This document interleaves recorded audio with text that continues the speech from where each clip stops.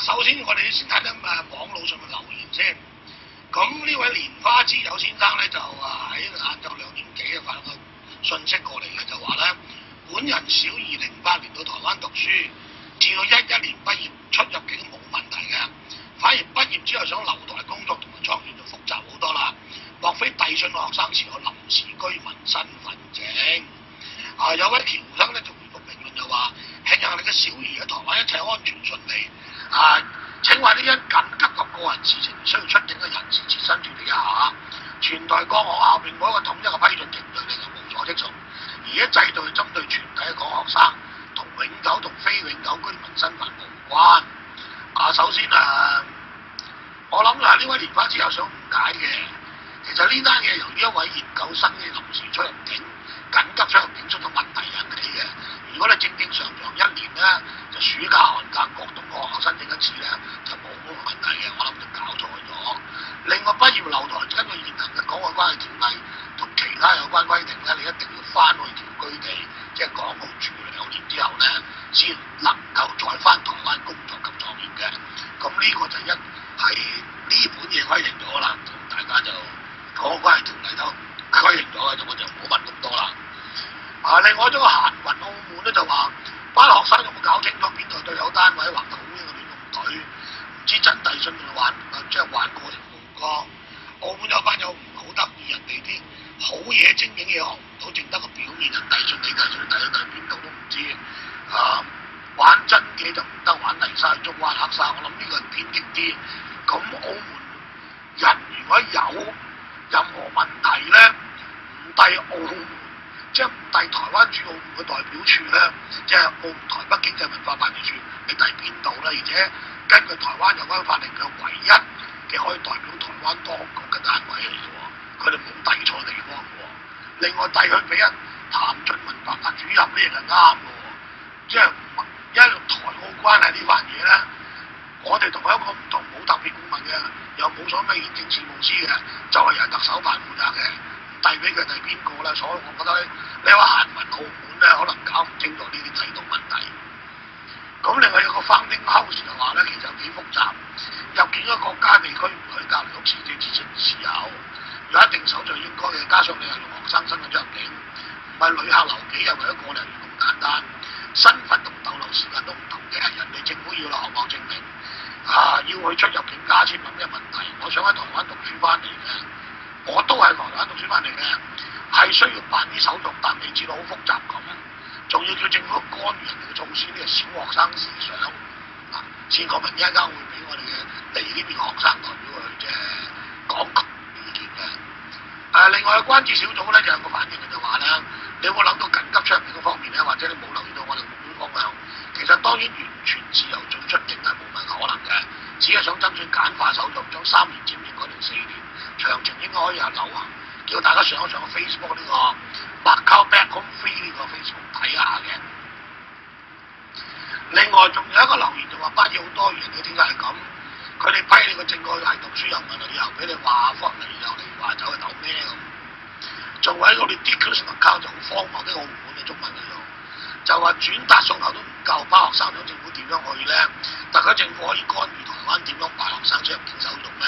新年兄弟喺香港連澳門人入境搞咗好多年先簡化咗少少啫。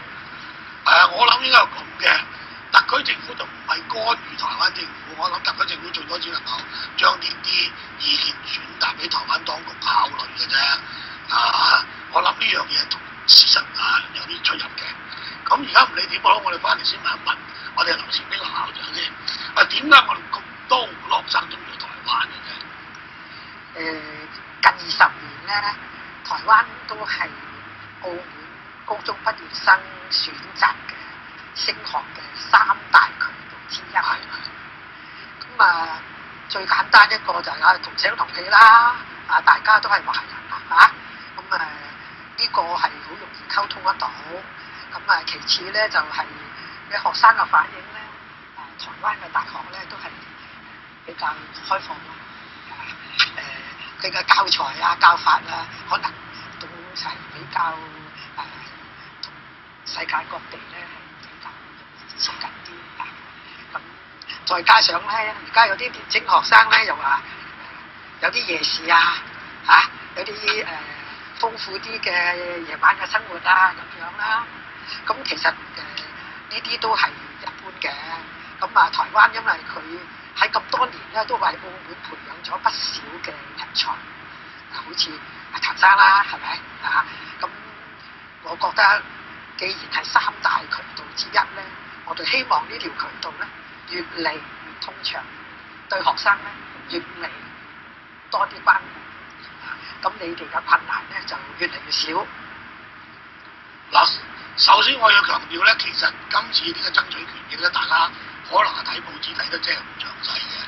其實今次最緊要係爭取就係咧緊急出入境就有嘅辦理有關規定嘅，即係你一日之內或者幾個鐘頭之內出入境咧，目前台灣係有好多項目渠道嘅，因為各個學校有關規定都唔同。咁當然佢有個法律背景同埋個立法原意嘅，呢一方面呢，這個立法背景的立法原意呢，就由我們劉夢球劉秘書解釋一下啦，好不好？用普通話講沒問題，我們這個對中國內地廣播的。是。大家好，目前這個港澳同學他們赴台就讀呢，主要是依據我們香港、澳門居民來台就學辦法的規範，這裡面有關於這個出入境的一個規定呢，它的着眼一個就是考慮到就是一個校園的一個這個學生的一個安全的維護與安全管理，因為澳門同學、這個港同學他們去台灣之後呢，事實上家長們都很關心他們在台灣的一些就學狀況，所以這個出入境的時候能夠讓學校知道，也對學生的一個這個安全能夠顧及到。我想他立法原意應該是出於這方面。其實我剛剛立法原意好一點的，就怕那些學生不安心讀書。大家要知道，1979年台灣開放一般人民觀光以前呢，台灣的舶來品呢是非常貴的，跑一趟單包呢可以賺到6000塊台幣，這可以吃3個月了。就怕學生整天跑單包，造成這種教學上很大的困擾，這個也是當年立法原因之一。我現在就要轉到給那個我們學生代表那個蘇家豪先生講一講，他為什麼要爭取的前因後果怎麼樣的？因為現在很多人對這個都不明白，就說你們乖乖念書就念書啦，你們幹嘛天天跑來跑去啦？咁你講一講啦。大家好啦，咁其實主要成個問題咧就係基於我哋澳門學生其實台灣啦係有超過4000人，咁佔咗成個台灣嘅外來學生嘅30%。咁但係我哋喺出入境上面咧係遇到好多嘅問題。咁其實我好簡單講一講，其實我哋出境其實之前要做啲咩？基本上我哋係要去學校嗰邊咧攞一個嘅批准公文。呢個批准公文唔係話你去攞就攞嘅，而係先要去你嘅系主任啦，指導老師。仲要有老豆老母嘅信件或者電報，先有信件電報先。係啦，咁仲要係驗 check 你個 fax 咁係咪澳門 fax 過嚟㗎？係。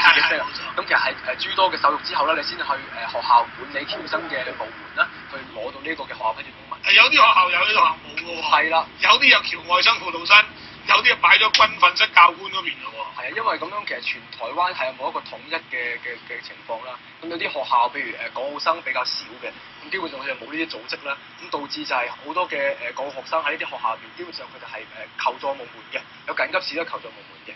咁基本上你攞完學校批准公文，然之後你先至可以咧就係去當地嘅移民處嗰度咧就係嗰個叫出入境管理局。係啦，咁就係呢本嘢啦，就係中華民國台灣地區出入境許可證。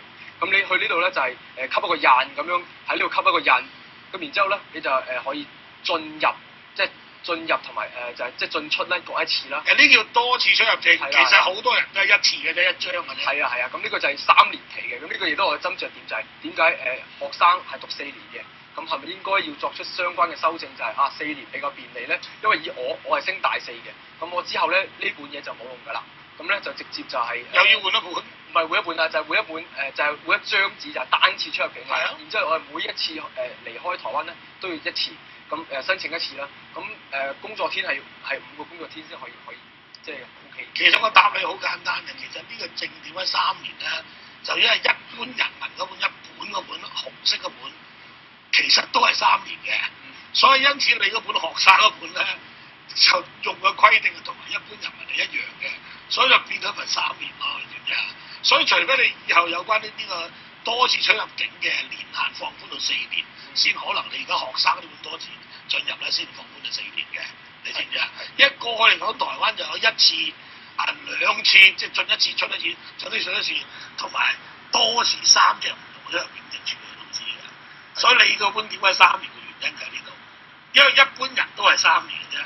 因為過去我喺記者協會就幫好多香港記者就辦咗多次台灣出入境證，因為搞新聞要佢出發㗎啦，冇能力登記啊嘛，嗰啲比較貴，成600蚊本嗰本講埋，即係你個原因就係呢度點解3次，知唔知啊？咁最後一個問題就係每一次我哋吸一個印啦，就要新台幣600蚊啦。係啊。咁就係每一次150蚊港幣咯。係咯，150蚊港幣。咁我哋亦都係對比翻其他，譬如你話馬來西亞僑生咧，其實佢哋東南亞其他國家咧，佢哋係每一年申請一次，咁就係500蚊新台幣。咁喺有效期入邊咧，你可以多次出入境嘅，就唔需要啦，逐次俾一個費用。咁呢一樣嘢都係我哋斟酌嘅地方。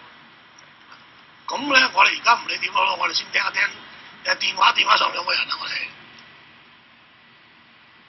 嗱，咁我先同佢解答，電話上仲等一陣喎。我們先給那個劉邦橋劉秘書解釋一下吧。是，那個蘇同學他們提出這些訴求啊，我們接到反應之後，我們就立即完整的就匯報給台北方面。那這個就是說他們的訴求，我們認為就是說一個就是說一個程序的簡化，一個是費用的節省。那昨天呢，這個我們教育部委會、移民署幾個單位，還包含了一些學校代表，昨天已經開過會。大概這個會有個共識，就是說是要朝向這個更加開放、簡化的方面來做研究。但是因為牽涉的方面相當廣，對啊，就是一個是法規嘛，然後牽涉部門除了移民署、教育部、陸委會，還有一個財政部也有關係。因為規費的話，賦稅署的它一個執掌，所以就是說。這個問題是有它的複雜性，但是目前是我們已經提升到是說，這個在安全跟便利的這個兼顧的原則下，我們來推動這個事情。然後就是說，這個因為現在台澳交流跟以往也是很大進步了，所以我想這方面我們也來能夠檢討，能夠更加的更開放，同學更加便利。我們線上有個余先生，余生。喂，你好，主持人。你本身對呢次就係我哋澳門留台學生爭取出入境方面嘅權益呢個事件咧，有啲咩睇法咧？其實我睇法好簡單嘅，即係首先唔好講嗰個話，即係出境收費問題先啦。咁台灣係一個咧自由嘅社會咧，咁我相信台灣當局咧亦都好樂意咧，我哋澳門呢一方咧去做溝通嘅。咁而且咧，辦事處已經設在台北啦，但係好可惜就係話咧。好多學生根本究竟佢設在咩位置啦，甚至有冇聯絡我哋啦，甚至對我哋本身嘅保障，佢發揮咗咩功能咧？似乎好多台灣學生咧都見唔到嘅，因為我自己本身都係台灣讀書，佢設咗辦事處喺邊度咧？真係要 friend 答 friend 啲問一啲嘢。咁同埋咧，就翻今次事件咧，我亦都唔明白咧，點解本澳嘅一啲譬如話校友會啊，或者相關嘅團體，點解今次事件上並冇幫助多幾位學生咧？因為咧，我覺得今次咧係關乎於台灣咧同埋澳門兩地嘅即係個官方嘅溝通。但其實我相信台灣係真係好樂意去發出第一步嘅，但係一定要走翻澳門呢方面嘅睇法啦。咁但係澳門咧，我哋似乎睇唔到佢係有啲咩行動咧，係為我哋在台嘅澳門學生嘅一個權益嘅做咗啲咩保障啊？所以我希望咧就係話。辦事處個功能咧，可唔可以強化少少？同埋嗰個透明度嘅高調，一嚟我哋要揾佢哋啊，要點樣咧？透過啲咩嘅渠道去揾佢哋咧？嗱，我諗呢樣嘢我即刻現場答你嘅。其實辦事處咧，你係尤其是我哋嘥4000啲學生喺台灣分佈50-60間大學咧，你的確好難通知嘅。其實根據過去嘅泰國嗰次示威遊行事件嘅案例咧，澳門特區政府最正確嘅方式應該係喺澳門。